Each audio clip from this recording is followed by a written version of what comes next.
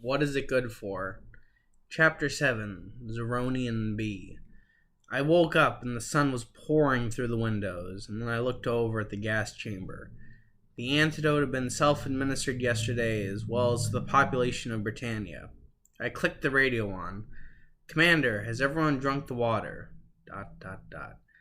Yes, they have, Charles. You can release it whenever you're ready. Okay, it was now or never, and I walked over to the gas chamber and opened the vents to the roof. I walked outside as I saw some bears in the woods nearby, and it felt so perverse to see the black smoke of death rise higher and higher into the sky, eventually dissipating in the atmosphere. I couldn't help but weep, as this was the worst thing I'd done ever in my life. Then in the distance was a massive explosion that rippled across from behind the mountains. The sky erupted in orange flames and greasy, oily black smoke. Trees were blown over on the side of the mountain.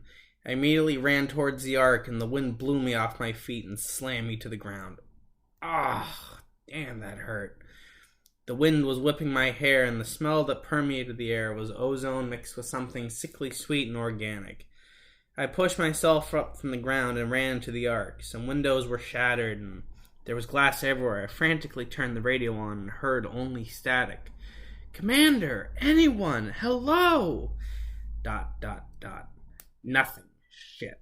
I grabbed my leather jacket and rushed over towards the commander and others. Oh my god, I just hope Cupid was okay. Also, what the hell blew up, and why did it destroy the infrastructure? As I got to the house, I noticed the windows were cracked and damaged, and the house was deathly quiet as I pushed the door open. I saw Cupid on the ground petting Charlton, and Christian and Commander were looking around, and when they saw me, they looked horrified. Charles, what do we do?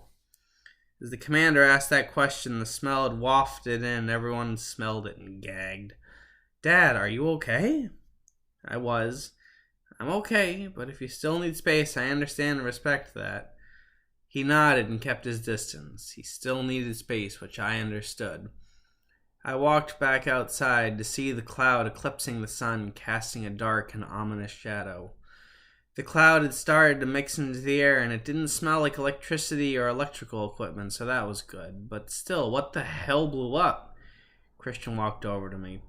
We need to find out what blew up. Let's go back to the ark. Commander, Cupid, stay here with Charlton.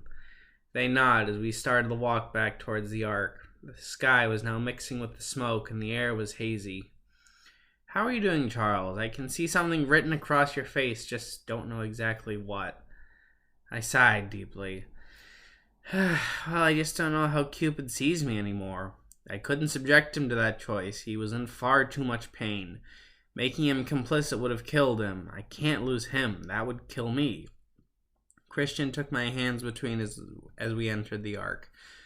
You're still his dad. He still loves you. He just needs space for a bit. It's healthy, and remember yourself at that age. It was all stress and hormones, and let's be honest, this is not a normal place for a kid. War isn't meant for anyone, especially not kids. No, it wasn't. He just needs space, I see that, but how will I know when he's ready to see me? He rolled his eyes. When he doesn't leave your side, and it'll be him who comes to you, not the other way around. Time heals all wounds. Yes, it did. Now it's time to check the satellites to see what the hell blew up. Christian and I pulled up chairs to separate computers and searched from the other side of the mountains. Aha! I found it, Charles. It was an oil refinery that blew up.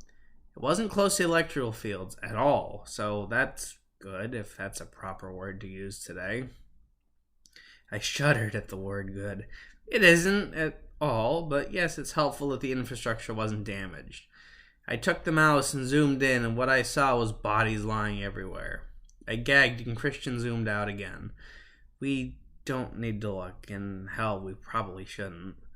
Yeah, that was true. We didn't need to see that. Now we have to somehow get over the Bernese Mountains and then restart the power grid. Get me a laptop. I need to start building the EMP.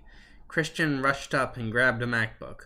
Okay, it was time to rebuild, as the war was over.